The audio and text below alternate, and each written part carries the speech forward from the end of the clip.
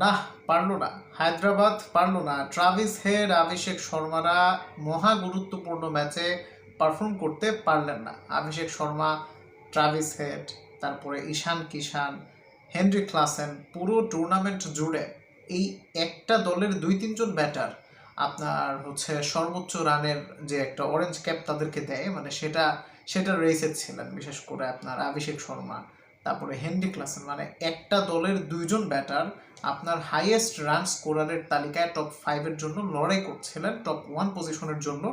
সেই দলটাই এলিমিনেটরে এসে একেবারে ভয়ানক রকম বাজে পারফরমেন্স করলো, বা আপনি আরও সুন্দরভাবে বলতে পারেন তাদের প্রতিপক্ষ আউট প্লে করে দিয়েছে তাদেরকে।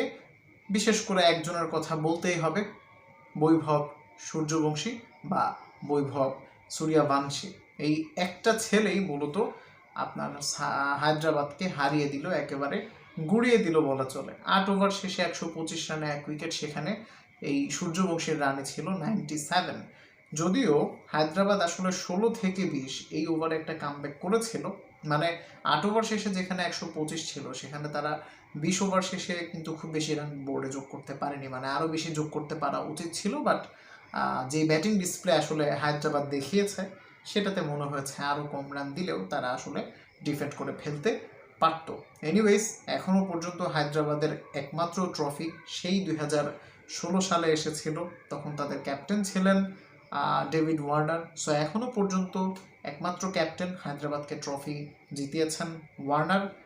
এবং হায়দ্রাবাদের কিছু কোর প্লেয়ারের কথা যদি বলি, সেই ট্রফি তারা যখন জিতেছিল আরসিবির এগেনস্টে, তারা যখন ফাইনালটা জয় করে নিল, মোস্তাফিজুর রহমানের কথা বলতেই হয়।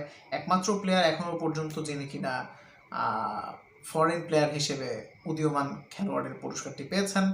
এবং আপনার আরেকজনের কথা বলতেই হয়, ভুবনেশ্বর কুমার, যিনি কিনা পরবর্তীতে রয়্যাল চ্যালেঞ্জার্স বেঙ্গালুরুতে চলে এসেছেন এবং আরও একটা ট্রফি জেতার সামনে। এনিওয়েজ, এরপরে না হায়দ্রাবাদ 2023-24 মৌসুমে খুব আশা জাগানোর মতো প্লেয়ার তাদের দলে ভেড়ালেও আমার কাছে আসলে কখনোই তাদেরকে চ্যাম্পিয়ন হতে পারার মতো দল মনে হয়নি। কারণ তাদের ব্যাটিং লাইন আপ যতটা না স্ট্রং, ঠিক যতটা স্ট্রং তাদের বোলিং লাইন আপে ঠিক ততটাই ব্যালেন্স কম। মানে প্লেয়ার আছে, 2-1টা ম্যাচে খুব ভালো পারফরমেন্স করেছে, এমন কয়েকজন বোলার আছে, বাট আমার কাছে মনে হয় তাদের স্পিন ডিপার্টমেন্টটা খুব একটা ভালো না, এটা আমার কাছে মনে হয়। এনিওয়েজ, হায়দ্রাবাদের এমন অবস্থার কারণ আসলে আপনি কি মনে করছেন কমেন্ট করবেন। Thanks for watching. আসসালামু আলাইকুম।